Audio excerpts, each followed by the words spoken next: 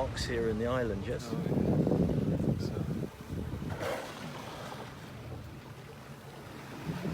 Don't get me started on Did that they shit. capture them or were they born in captivity?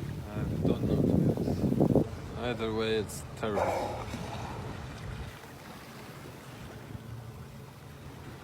I think some countries have stopped them capturing them anymore.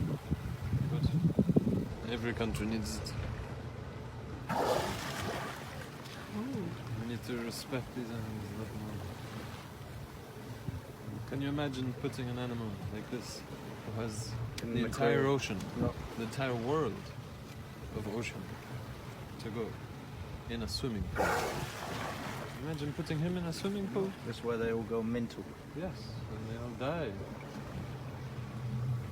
It's only for bloody humans and money.